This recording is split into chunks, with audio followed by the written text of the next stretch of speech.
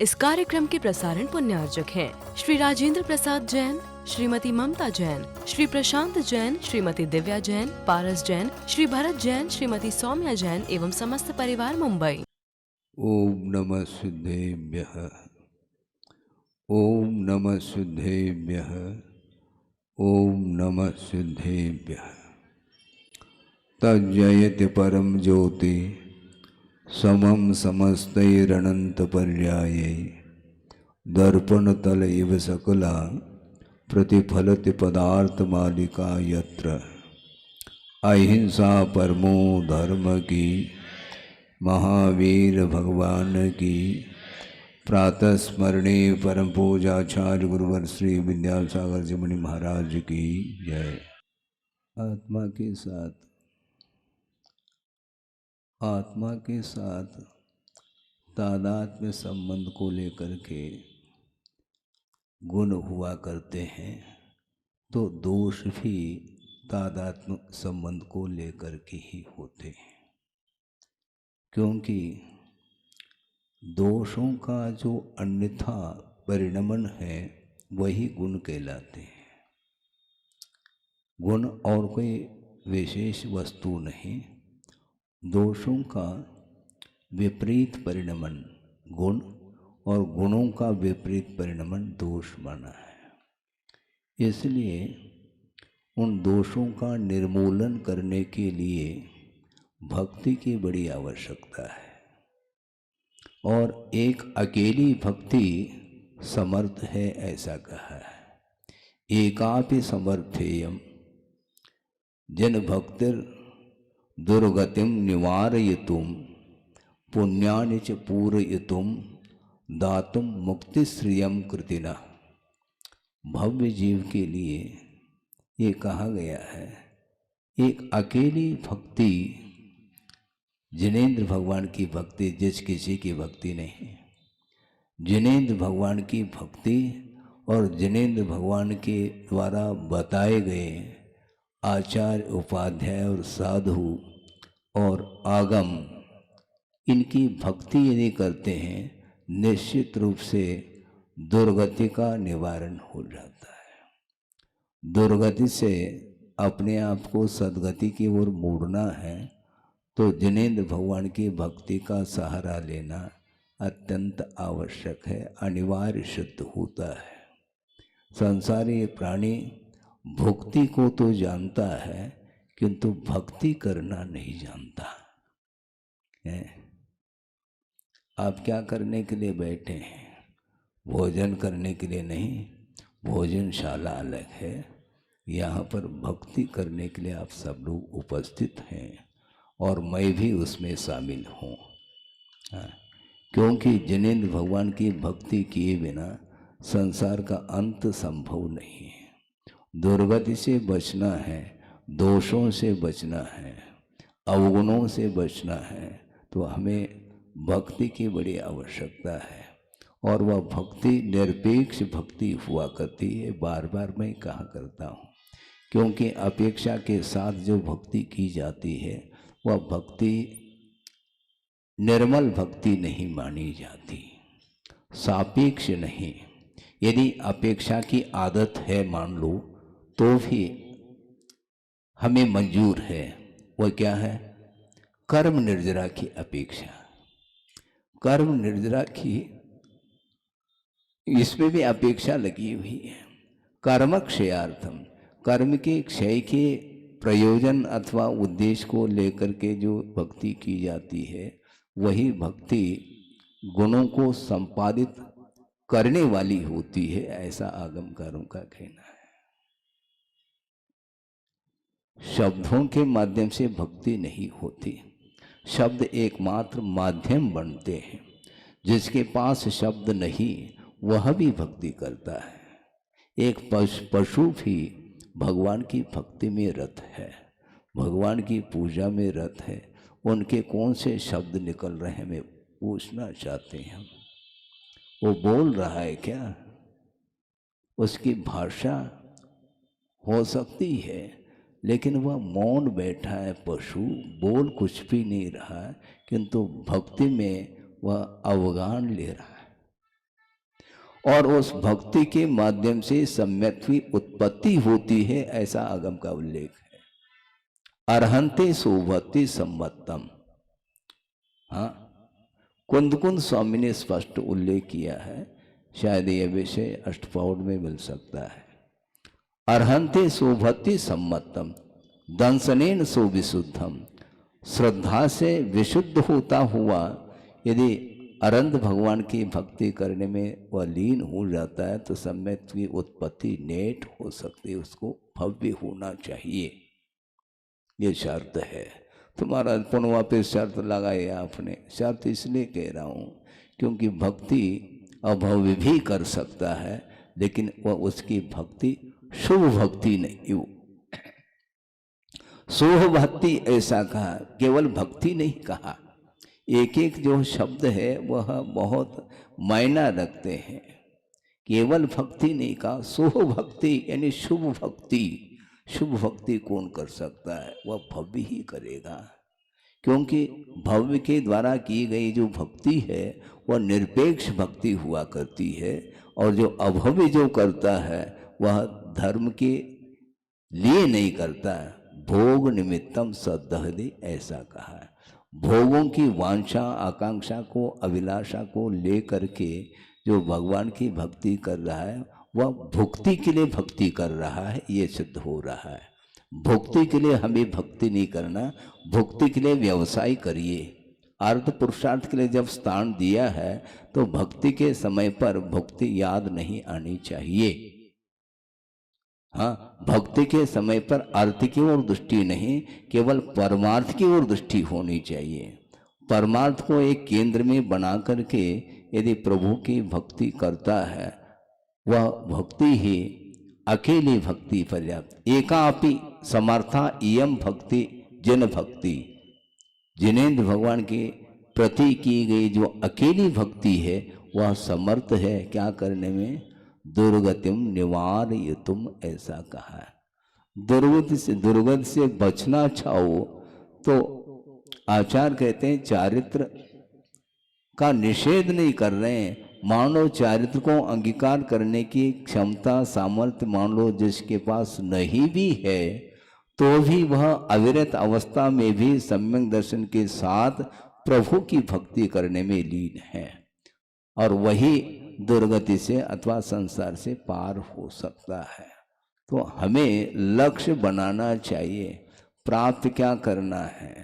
आप दुकान के पास पहुंच गए, ग्राहक बन कर के पहुंचे हैं, तो आप क्या चाहते हैं आपको बताना है। दुकानदार शांत बैठा है क्योंकि ग्राहक के भीतर इच्छा है। दुकानदार की क्या इच्छा है? माल बेचने की इच्छा है उसकी, और माल खरीदने की इच्छा ग्राहक के पास है। इसलिए आप आकर के मौन बैठेंगे तो हम भी मौन बैठेंगे, इसमें क्या दिक्कत है आपको? महाराज आपका मौन है क्या? तो तुम तो खोलो पहले मौन। हाँ, हमसे ज्यादा गुप्ती का अनुभव आप करना चाहो क्या? आगम में भी एक प्रसंग आया है, गुरुदेव ने सुनाया था कि शिष्य जाता है अथवा कोई भी भव्य जीव जाता है तो आचार्य महाराज मौन बैठे। वह इस प्रतीक्षा में है कि कब मौन खुले और कब मैं बात करूं। वो खोल ही नहीं रहे मौन को। वो क्यों खोले? उनकी कोई इच्छा नहीं, उनकी कोई जिज्ञासा नहीं। जिज्ञासा तुम्हारी है, तुम जिज्ञासा तो कम से कम रखो, तो उसका समाधान हम बाद में दे दें आगम के आधार से।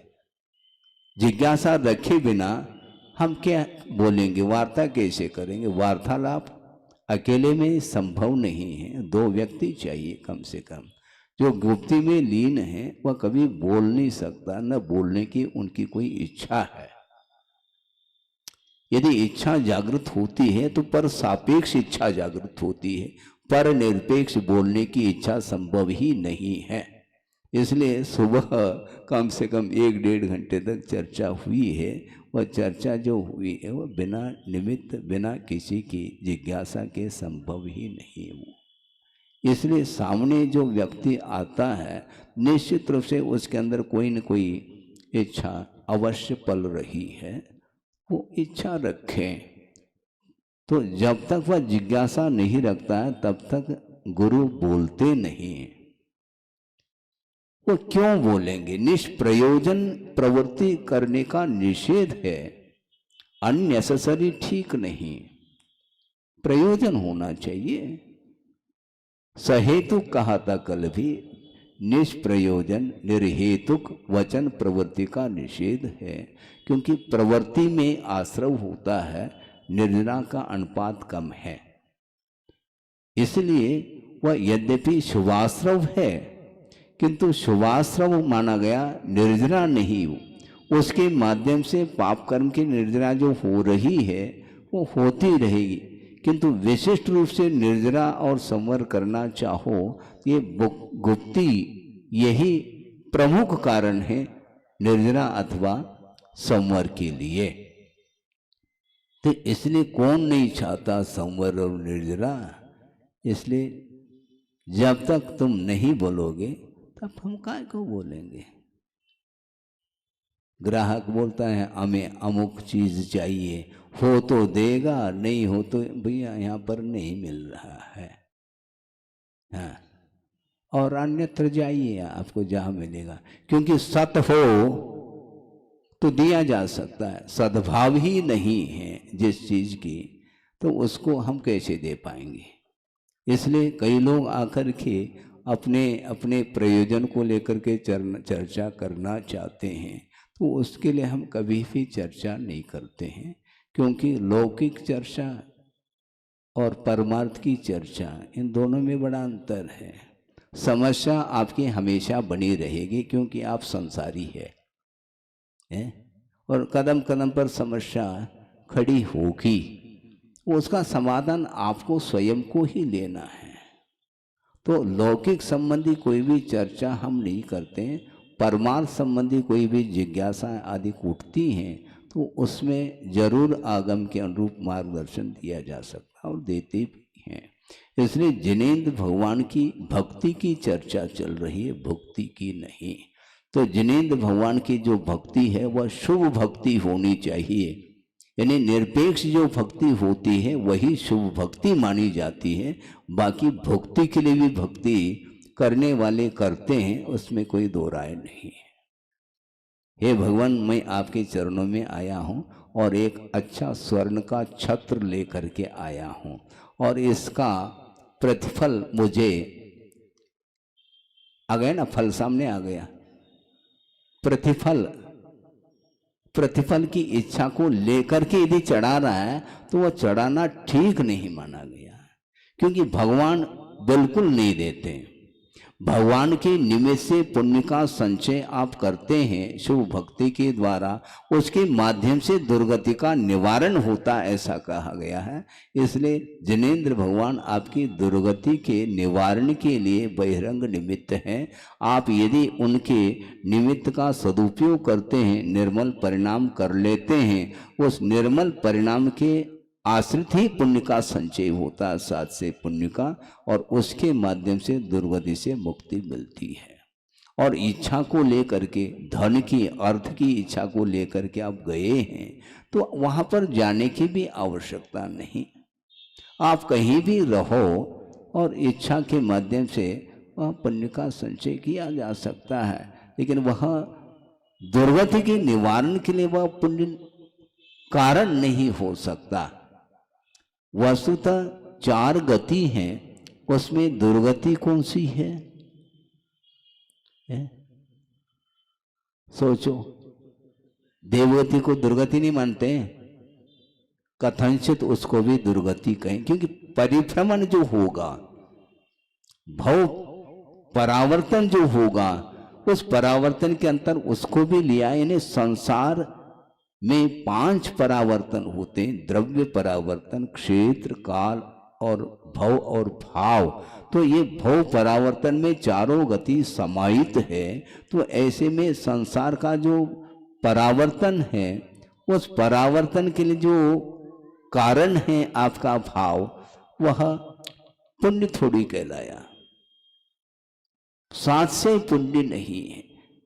क्योंकि पुण्य के माध्यम से ही मिथ्या दृष्टि और अभाव भी क्यों न हो, वह परावर्तन करता है, वह नरगति से बच जाता है।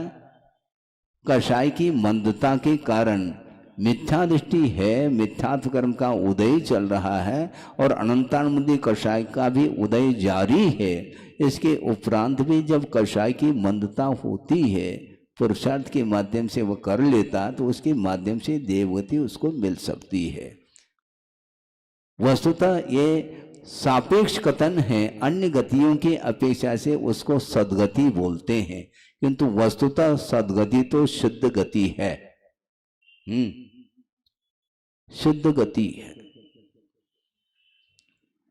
गुरुदेव ने कहा है,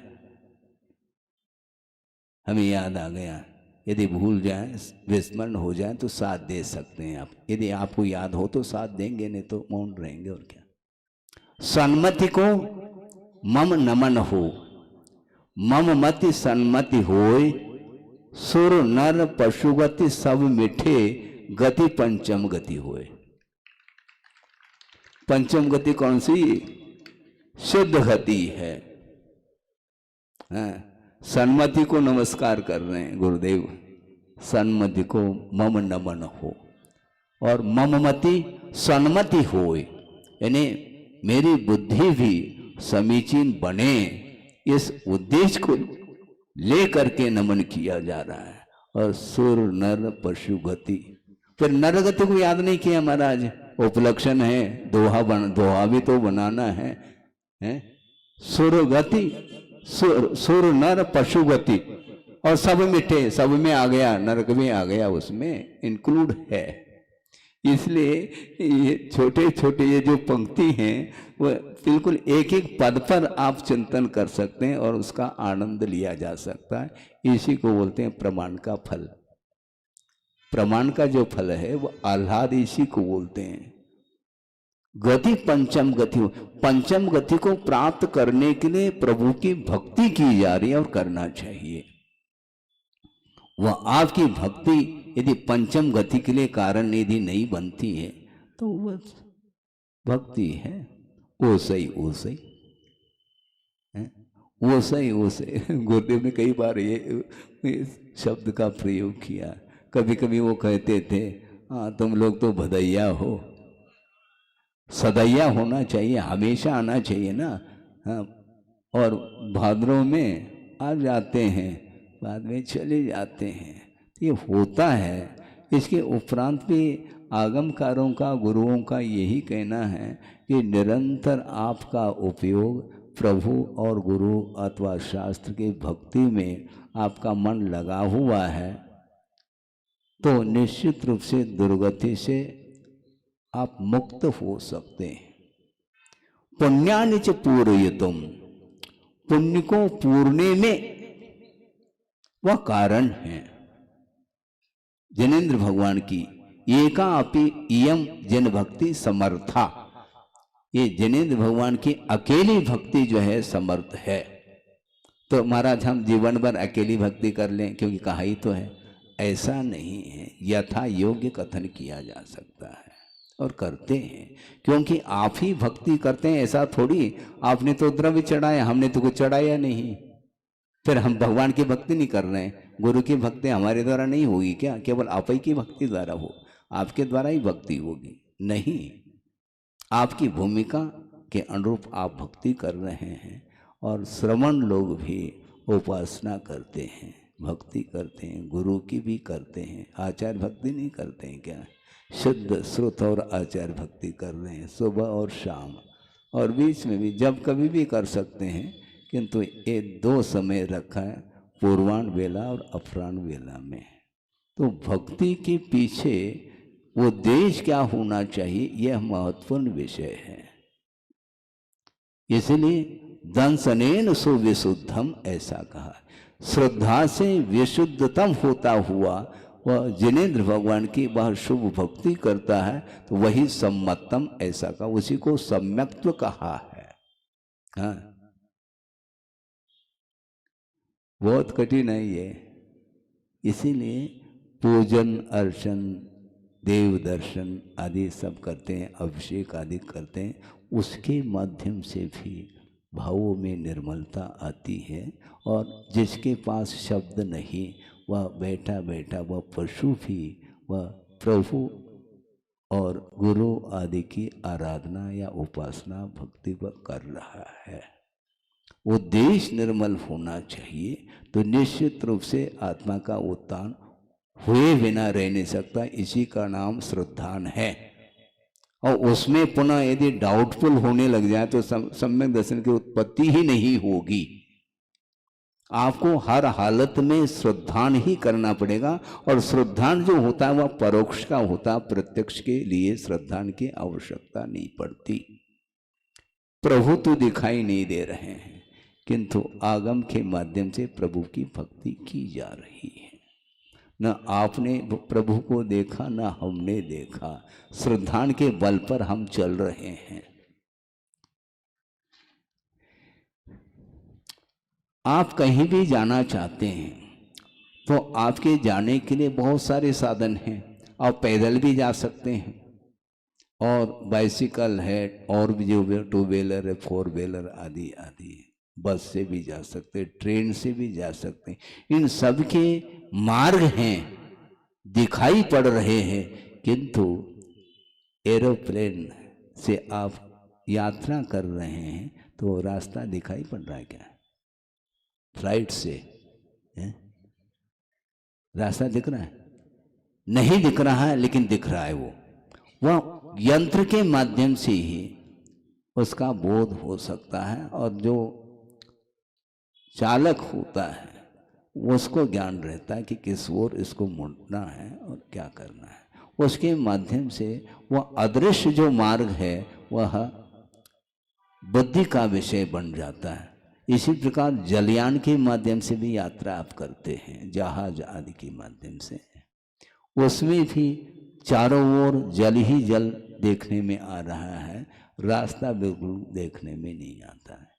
उसमें भी यही है, दिशा सूचक जो यंत्र है वह फिट है, उसके माध्यम से यात्रा हो रही है, और जहाँ पहुँचना है वहीं पर वह एरोप्लेन उतर जाता है, वहाँ पर हवाई पट्टी रहती है। इसी प्रकार मोक्ष मार्ग इन आंखों के माध्यम से हम देख नहीं पाएंगे, क्योंकि वह श्रद्धान का विषय है। वह श्रद्धान का विषय है, विश्वास का विषय है, आस्था का विषय है।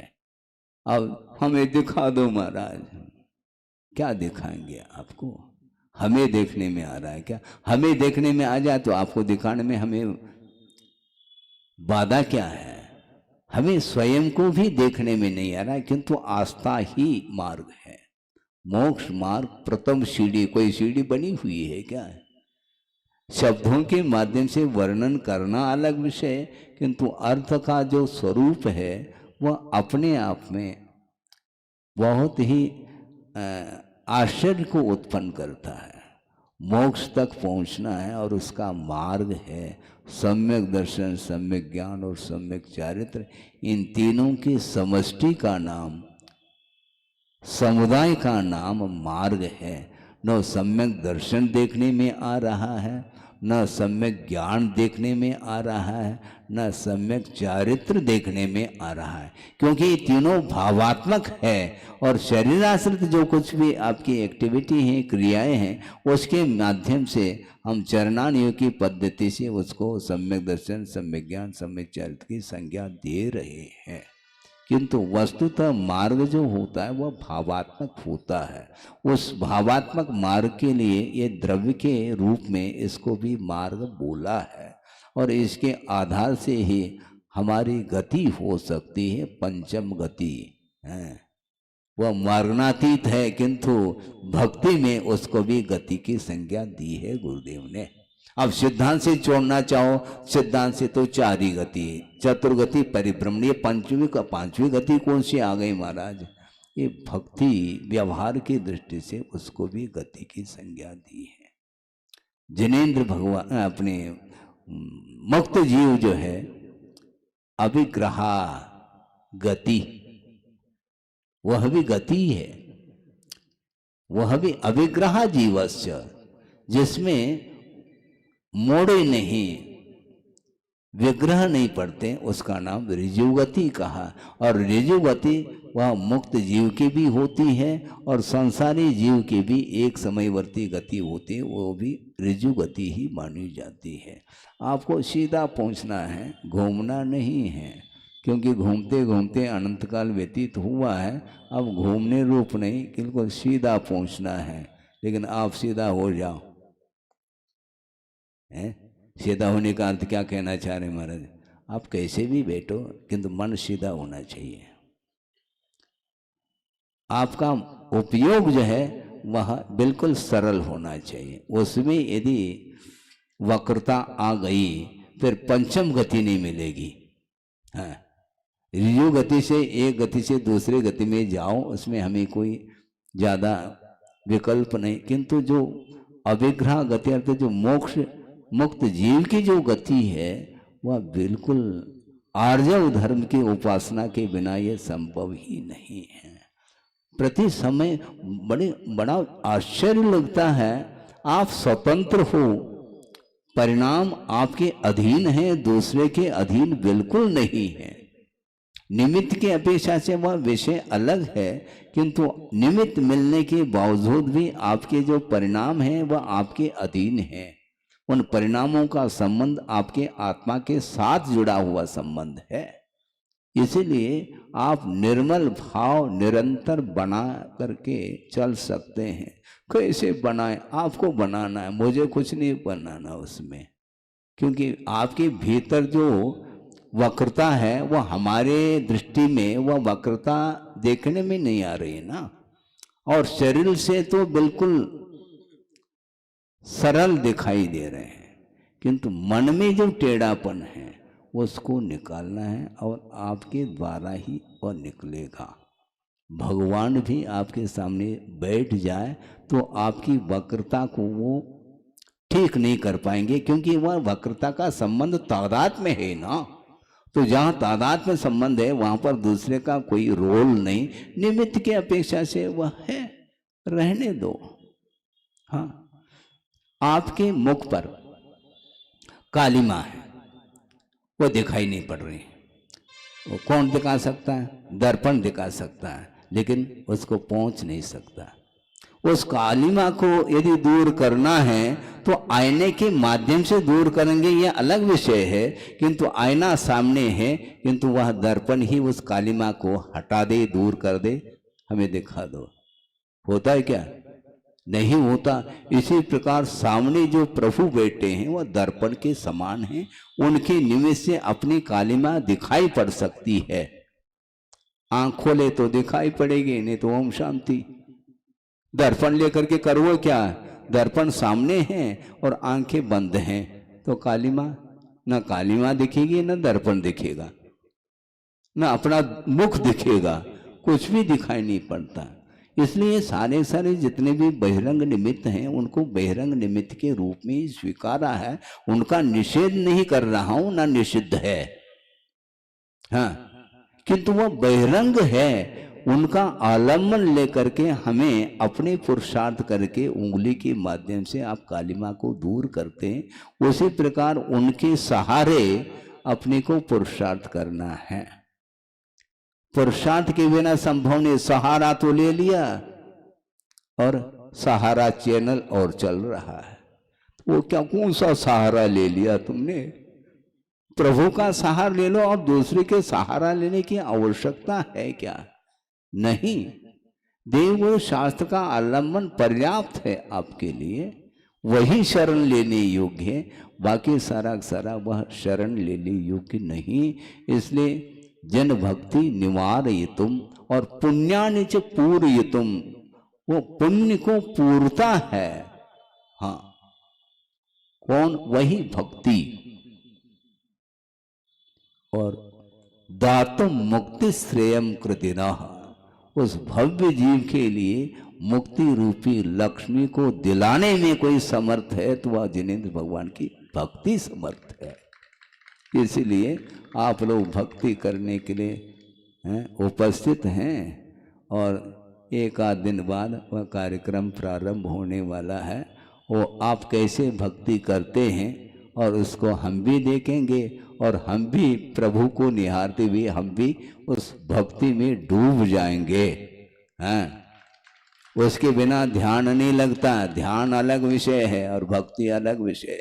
भक्ति ये प्रवृत्ति मूलक धर्म की आराधना मानी जाती है, और प्रवृत्ति के उपरांत जो एकाग्र हो करके जो ध्यान किया जाता है, उस ध्यान के माध्यम से साक्षात निर्वाण का लाभ होता है। ऐसा आगम का उल्लेख आपका समय हो रहा है। इसलिए इस भक्ति के प्रसंग को लेकर के आपके सामने आगम के आधार से जो विषय दिया है, इसी प्रकार इस विषय को और जितना आप चिंतन कर सको अपनी क्षोभम के अनुरूप, उस चिंतन करते हुए अपने जीवन में उसको स्थान देंगे तो निश्चित रूप से विश्वास है, क्योंकि विश्वास का नाम ही तो सम्यक्त्व है। और उस भक्ति के माध्यम से सम्यक की उत्पत्ति होती है, ऐसा कुंद देव स्वयं कह रहे हैं। हाँ, दंशनेन सुविशुद्धम सम्मतम अर्हन्ते सोवती। यहां पर भी वही करें, जन भक्ति। यहां पर जिन शब्द का प्रयोग किया, वहां पर अर्हन शब्द का प्रयोग किया। शब्द तो शब्द है, अर्थ तो एक ही है। हाँ, इसलिए जिनेंद्र भगवान की आराधना किस प्रकार की जाती है, कैसा करना चाहिए, ये आपको प्रभु के चरणों में जाने से ज्ञात हो सकता है, अथवा अपने अपने क्षोभम के अनुरूप आगम का अवलोकन करने से भी उस पदार्थ की जानकारी आपको मिल सकती है। उसके माध्यम से हमें गंतव्य मिल सकता है, अर्थात मोक्ष को प्राप्त कर सकते हैं। करें इस पवित्र भावना के साथ। अहिंसा परमो धर्म की जय। बोधि समाधि परिणाम शुद्धि स्वात्मोपलब्धि शिव शोक सिद्धि चिंतामणिम चिंतित वस्तुदाने वाम वंद मानस्य ममास्तु देवी। परम पूजाचार्य गुरुवर श्री विद्यासागर जी मुनि महाराज की जय।